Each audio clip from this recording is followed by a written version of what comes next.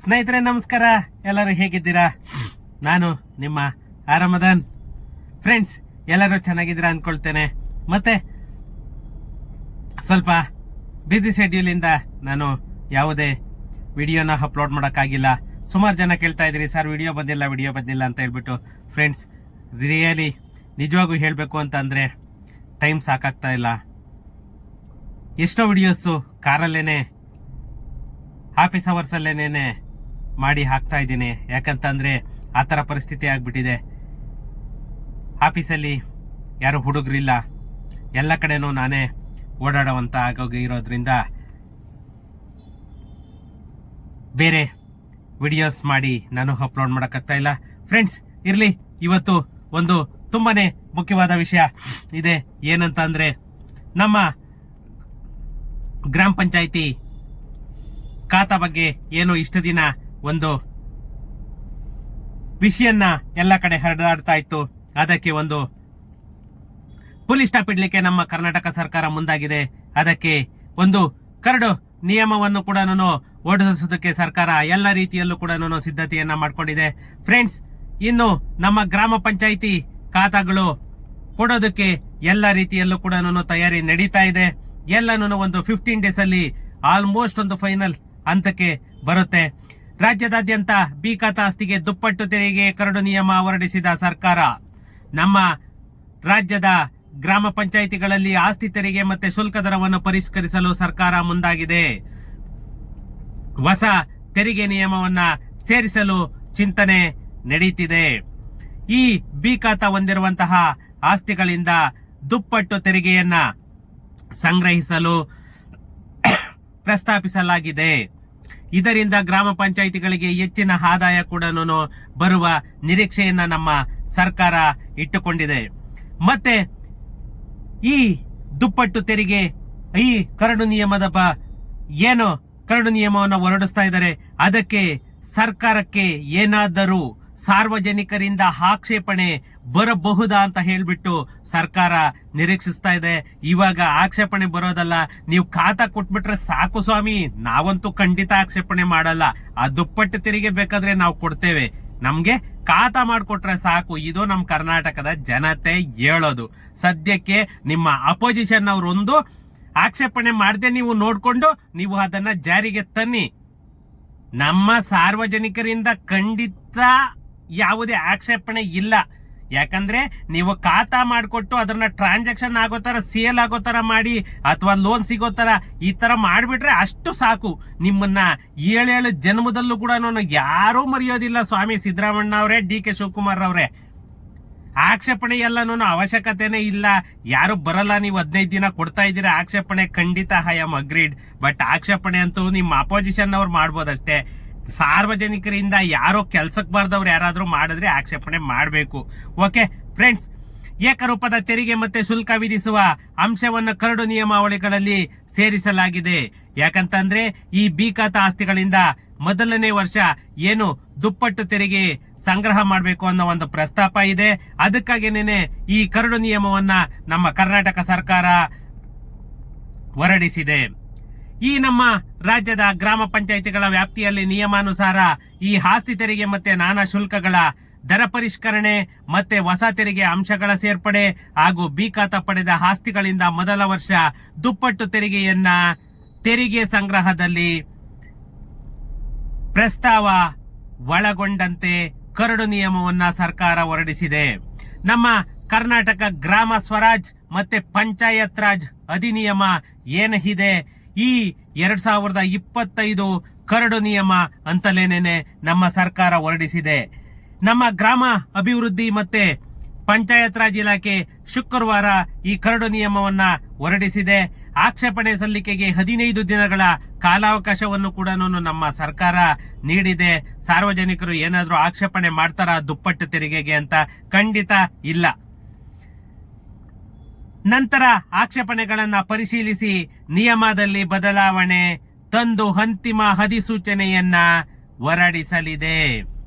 ಈ ಹಿಂದೆ ಅಂದ್ರೆ 2021ರಲ್ಲಿ ನಮ್ಮ ಗ್ರಾಮ ಪಂಚಾಯಿತಿ ವ್ಯಾಪ್ತಿಯಲ್ಲಿ ಆಸ್ತಿ ತೆರಿಗೆ ಮತ್ತೆ ನಾನಾ ಶುಲ್ಕಗಳ ಪರಿಷ್ಕರಣೆ ತರುವಾಯ ಸದ್ಯ ತೆರಿಗೆ ಪರಿಷ್ಕರಣೆಗೆ ಗ್ರಾಮೀಣಾಭಿವೃದ್ಧಿ ಮತ್ತೆ ಪಂಚಾಯತ್ ರಾಜ್ ಇಲಾಖೆ ಮುಂದಾಗಿದೆ. ಸದ್ಯ ನಮ್ಮ ಗ್ರಾಮ ಪಂಚಾಯಿತಿಯಲ್ಲಿ ಆಸ್ತಿ ತೆರಿಗೆಯಿಂದ ವಾರ್ಷಿಕ 1500 ಕೋಟಿ ರು ಸಂಗ್ರಹವಾಗುತ್ತಿದೆ.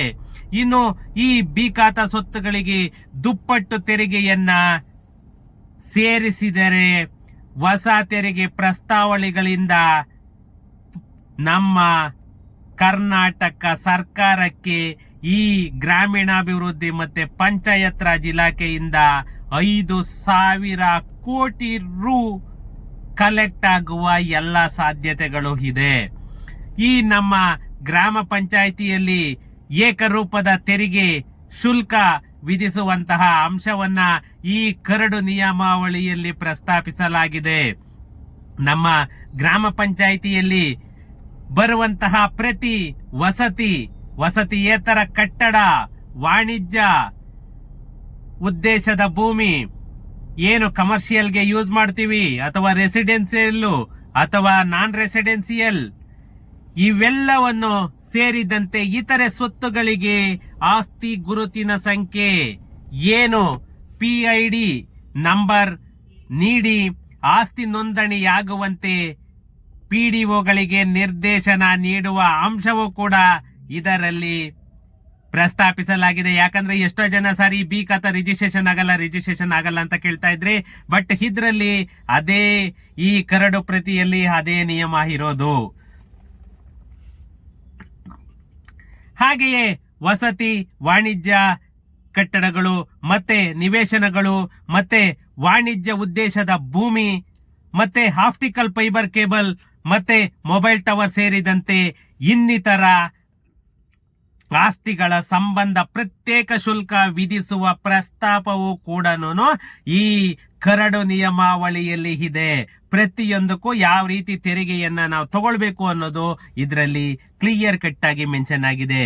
ಮೊದಲನೇ ವರ್ಷ 2 ಪಟ್ಟು ತೆರಿಗೆ ಕಾಯ್ದೆಯ ಸೆಕ್ಷನ್ 199C ಪ್ರಕಾರ ನಿಯಮವನ್ನ ಉಲ್ಲಂಘಿಸಿ ನಿರ್ಮಾಣವಾದಂತಹ ಕಟ್ಟಡ, ಭೂಪರಿವರ್ತನೆಯಾಗದ ಕಂದಾಯ ನಿವೇಶನ, ಬಡಾವಣೆ, ನಕ್ಷೆ ಇಲ್ಲದೆ ಭೂಪರಿವರ್ತಿತ ಜಮೀನಿನಲ್ಲಿರುವಂತಹ ನಿವೇಶನ ಮತ್ತೆ ಕಟ್ಟಡಗಳಿಗೆ ದುಪ್ಪಟ್ಟು